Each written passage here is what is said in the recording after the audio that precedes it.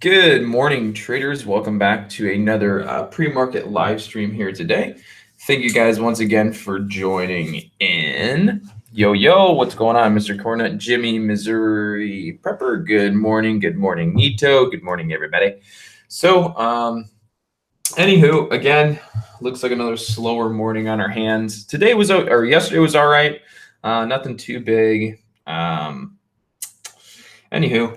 again, we have earnings season coming up here in the next couple weeks. So once earnings seasons come back, we're going to start seeing a lot more activity. We're going to see stocks gapping up, stocks gapping down. The days will become a little bit easier. As for right now, it's kind of pick and choose. Not a whole lot gapping up, not a whole lot gapping down. So again, it's a little bit slower. That's just a part of the trading world. So when earnings season rolls around, it's going to be back to the fun stuff. All right, guys. So do note that right now is the slower part because we're not really in any earnings plays. But once we start going through earnings, we're going to see a lot more volume pickup, see some more volatility, things like that. So for me, you can see by the headline of the video, there's only a few stocks, about 4 that I'm going to be watching. Happy Friday to you and good morning to everybody. There's only going to be a few stocks that I'm watching. So I'm going to go ahead and get us onto screen share. And so we can take a look at these stocks. 1 second. Good morning from Germany. Holy cow. 1 second. All right. Cool. Alrighty, so as you guys can now see, check out the screen here so you guys can see the screen. 1 second, let me get this off. All right, so the first stock I'm actually going to talk about is BIIB.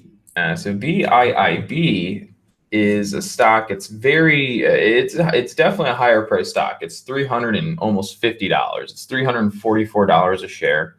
This stock is gapping up this morning. It started around I guess you could say about 300. It's currently up to about 340. So the stock right now has a gap up of $340, which is pretty big. Has a gap up of $40. So that's a pretty big gap up. I will mention that if you do trade this stock today, you're going to have to be careful. It does have very big spreads. The spreads range from $1 to $2 per share. So it does have a very big spread on the stock. All right. But with a stock that has a big spread, that means that it can move big values. All right. So this stock has some news here this morning that their Alzheimer's treatment or drug studies show promise. So they have some news about their Alzheimer's drug or therapy studies, and apparently it's pretty good. So you can see that it's reflecting here on the stock. It's gapped up $40 a share. So currently it's got a pre-market high right at about 344 or almost $345. And you can also see that it is creating higher lows from the first dip to the second dip and up. So we are trending up right now on the stock. So it's very possible we're going to see it maybe perform something like this and go up to the upside. Or if this pattern fails and it starts breaking down, we'll see it dump like that. Okay, so that's really what you're watching for in the pattern. There's 2 outcomes, either up or down. And those outcomes are going to happen, following this trend line going up. It's either going to perform into the bullish or ascending triangle and break out to the upside, or it's going to break to the downside. So if in fact the stock BIIB performs upwards and breaks through its pre-market resistance, then I'd look to take it long. So if it can break through to the upside, I'd look to take it long over like probably 344 or 345, probably 345, honestly. And then, below kind of the 340 mark, which is right here, that's where I'd probably look to take it short. All right. So do keep BIIB on watch. Big gap up $40 a share. Has a lot of range that it could move. It's a little lighter on the volume side, but I think when the market opens, it'll probably pick up enough and we can start seeing this thing move some.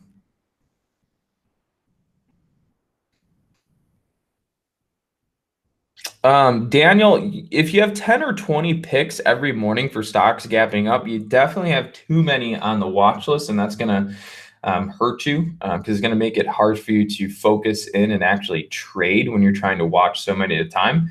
The best thing to really mention is all the stocks you see gapping up, you always have to check, are they trading on good volume and do they have news? And if they are gapping up or gapping down, are they gapping up on good volume? And if they are gapping up or gapping down, are they gapping in a pattern? Is there a strong pattern? If they're just gapping up on light volume and their chart's really choppy, then you might as well just toss those ones to the side. Okay.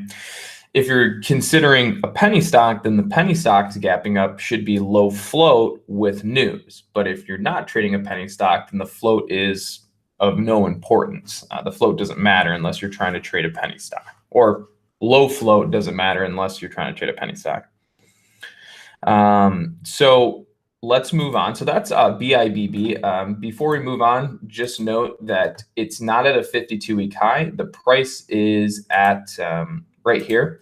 This is where the price is at, about 340, and its 52-week high is 370, which means if it had a significantly good day, right? If it had a really good day, that means it could go all the way up to 370. So it has about, $30 of potential profit. All right. So do keep that in mind. It could be a very good play today for BIIB. Next one on the list, we'll talk about ANW. So I'm not really crazy about ANW. I know some others might be, but ANW is a stock that gapped from 70 cents yesterday up, and then it ended up running up into after hours trading and into pre-market trading. So for me personally, I don't really like it to the long side, but I will note that considering pre-market, it hasn't really dumped out yet. So until it starts really going down, I would say you could still watch it for a long, but I would be more short bias on ANW. Initially, I would look to short this out of the gates and then maybe take a long. And the reason being is it hit a high at 264 here pre-market. If you look at the daily chart, the stock recently gapped down. Right. So if you see here, the stock recently had a gap down, and now the stock gapped back up, and it basically gapped up all the way to 264, which is like right here. See that? So this was the gap down, this was the gap back up, and it basically filled that gap. So what that means is, if we do it like this, you might make more sense.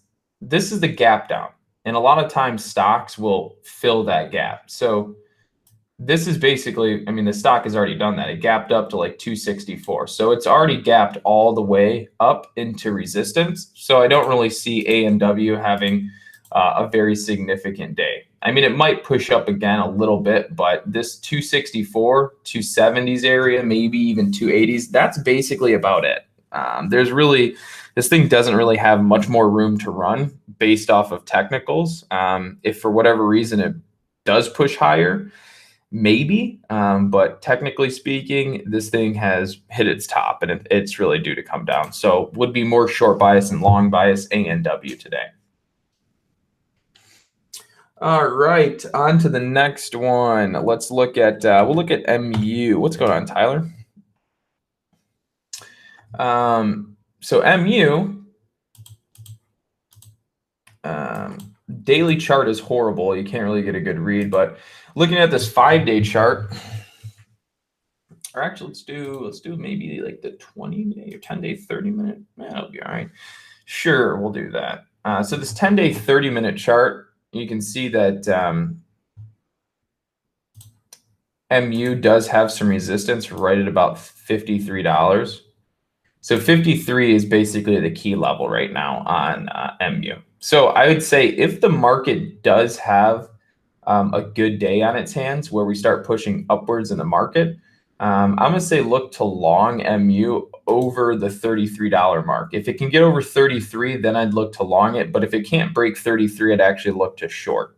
So for me personally, MU is a long bias trade only over 53. If MU can get over 53, I think we should see a nice spike on MU to go long. And again, that's also dependable on whether or not the market sees a green day.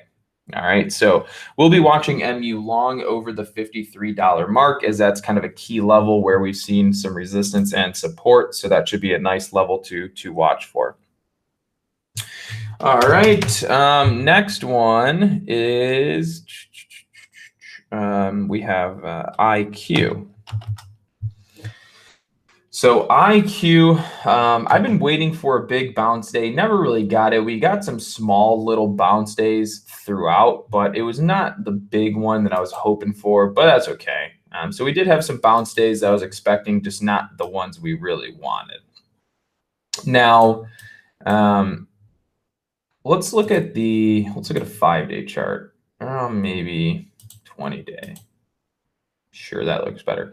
So you can see this 20-day chart here. It shows that IQ had some support right at about this $30 level, or sorry, the $32 level. And then we broke through that yesterday. Now we're heading down. Now IQ is testing the $30 level. $30 is the whole dollar mark. So that makes for typically a strong mental support area. You can kind of see it's starting to battle down here. We're starting to get a little bit choppy back and forth, pulling back, going back up. So, you know, do I think IQ is going to bounce here? Not really. I mean, based on the chart and what it's been doing, theoretically, it should actually head lower. But what I will mention is we did break through the $30 mark.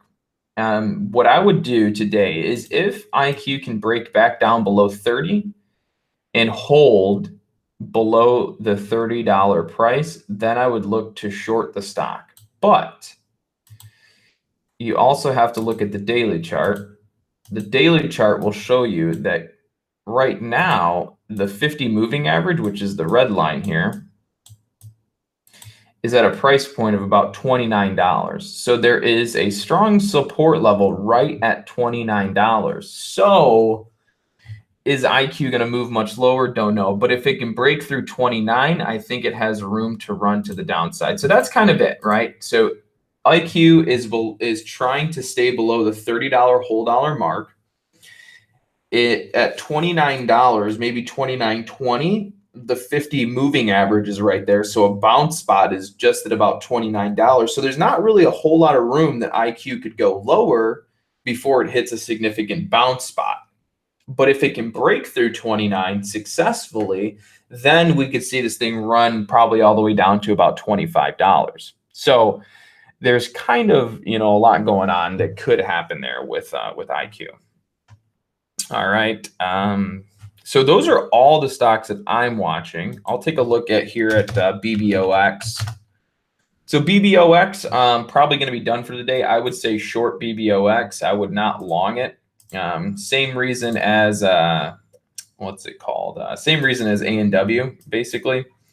So BBOX kind of dropped all the way down to 75 cents, and then from 75 cents, it squeezed all the way up to $1.75. So if you look at it like this, right? BBOX dropped from basically 250 all the way down to 75 cents. And then BBOX got bought right back up from 75 cents all the way to a high of, what was it, $1.75. So like right there.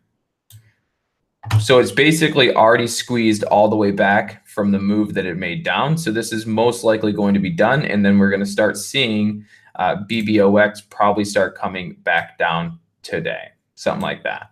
All right. So BBOX for me, that's a no-go, would most likely be short bias on it, but could be wrong, may have some more squeeze potential. So just watch it, but theoretically, it's probably not going to do a whole lot today. Yes, let's look at CRON. Let's do an update there on CRON. She's losing volume. So one thing I already don't necessarily like about CRON is the fact that it's been losing volume, which is okay. It's not too bad, but you can see clearly here it's been losing volume and going down, down, down. So volume is steadily decreasing on CRON right now, but that's okay. It's still holding. You can see it's still holding this trend line right here very nicely. So soon here, we should see a move happening on CRON. I'd say we have about another 2 weeks before something really happens. But it's this is the area we're focusing on, this climactic point right there, and the end of this pattern. That's where something needs to happen. Either we need to push higher or go lower. So for me personally, again, I'll be looking to long CRON, take it long for a swing trade if it can break over the downward trend line resistance. So right now it's just neutral. There's nothing really going on. It's just a neutral stock for me right now. ABIL continuation? Probably not. Let's see. Yep, no continuation on ABIL. It's most likely going to start coming down. Maybe a little spike, but it's very low on volume, not too much happening. Hard GSC, I can already tell you, probably has no volume. Just been a long time. It's got a little bit. It actually picked up yesterday. A little bit. I mean, maybe RGSC is good for a day trade. That doesn't tell you anything. Let's see. Check this 20-day 1 hour.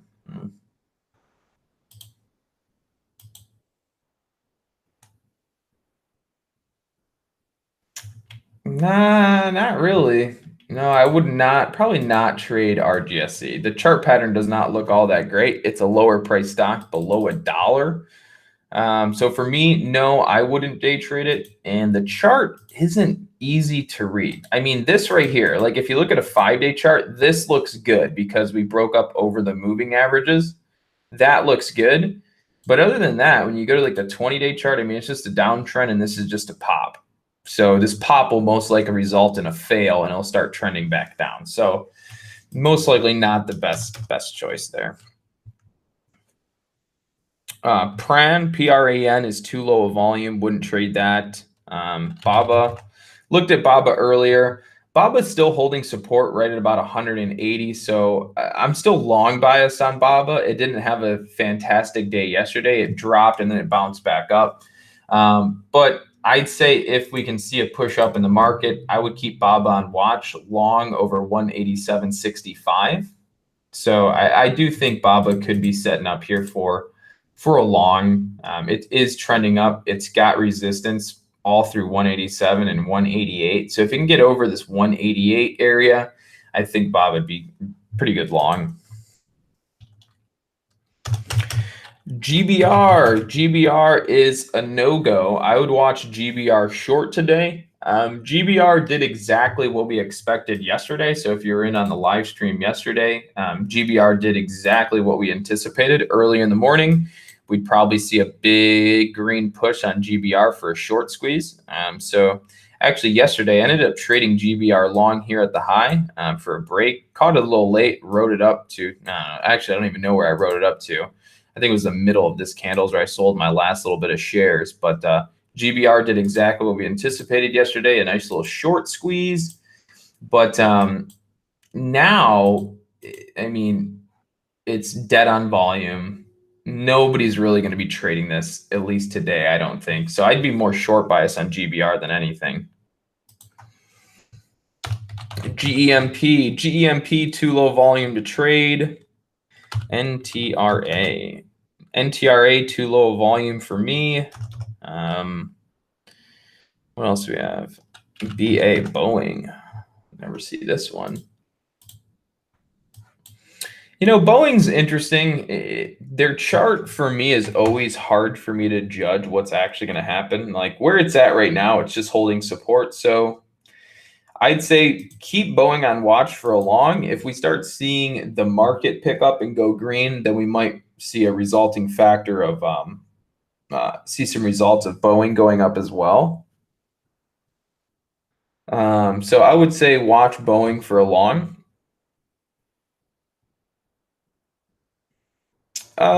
Extreme trends. I don't really have a go-to strategy. I just trade everything. I basically learn to trade all types of setups and different patterns and different approaches towards stocks. I don't have a one particular strategy. And if you think about it, if you ever hear someone go, follow this strategy because it's the best strategy and this is how you can make X amount of dollars, which might be true. That's like me saying, if I learn to play basketball, if I learn to hit a jump shot really well, then I'm just good. But I'll never learn to dunk. I'll never learn to dribble through the legs. I'll never learn to do, who knows, a floater. I'll never learn to hit, a layup, right?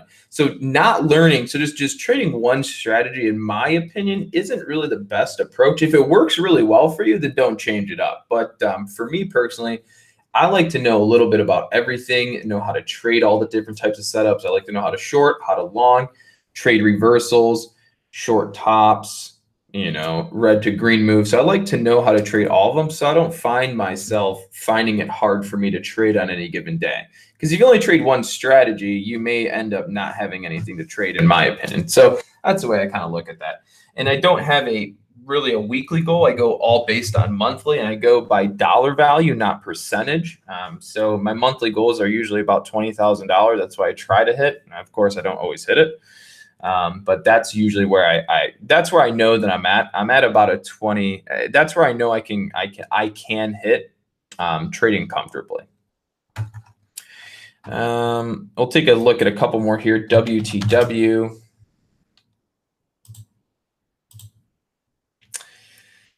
WTW is just trending up right now, going through consolidation. It's holding above its 9 moving average right now, which is good. You can see here it's holding 9 and starting to curl. So I would probably keep WTW on watch for a potential long bias trade.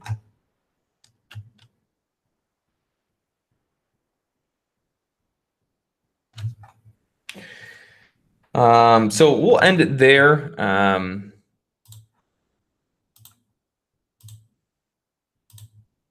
So we'll end it right there. And then I actually wanted to answer the question here from Honda Guy. So good morning, so-and-so. What advice does anyone have for small account under the PDT? Well, what I can tell you is if you have a small account under the PDT, the number one rule I would give to you, considering you're under PDT, is if you're day trading, that is, say you've used up all your day trades in a day or in the week, do not, absolutely do not, if you're newer trader under the PDT, without a doubt, do not take a position that you cannot exit, which means if you've used all your day trades for the week, do not take a trade that you cannot get out of. That would be pretty stupid. Okay, that's like buckling yourself into a car that you can't get out of till the next day. You might crash and burn, and if you do, you're basically screwed. So don't put yourself in a position that you can't get yourself out of, which means if you've used all your day trades for the week, you shouldn't take a new position knowing that if worse comes to worse and the stock absolutely does horrible on the day, that you might lose a lot of money and you won't be able to get out of that stock or that position until the next day. So that was the number one rule I had for myself when I first started, is never to enter a position that you can't get yourself out of.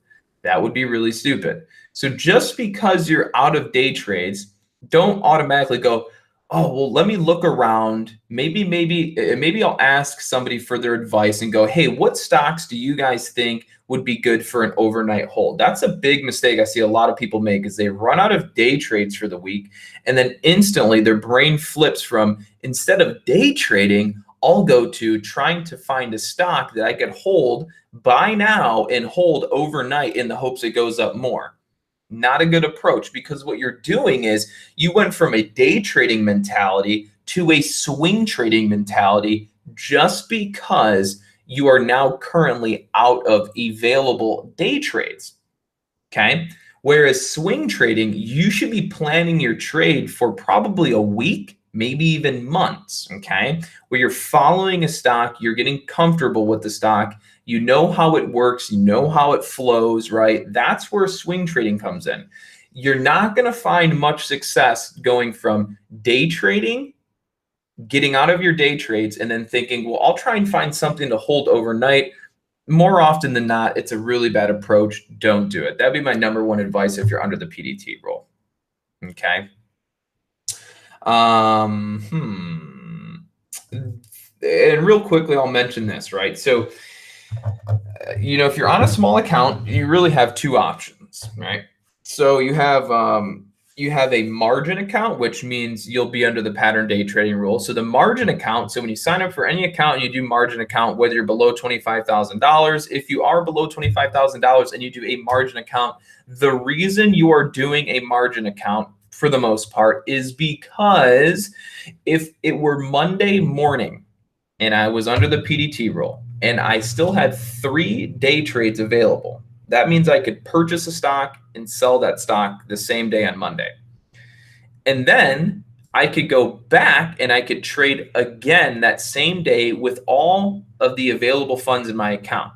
When you're on a margin account, when you buy and sell, your broker immediately sends the money directly back to your account so that you can trade immediately if you would like to. A cash account means you're trading with just your money.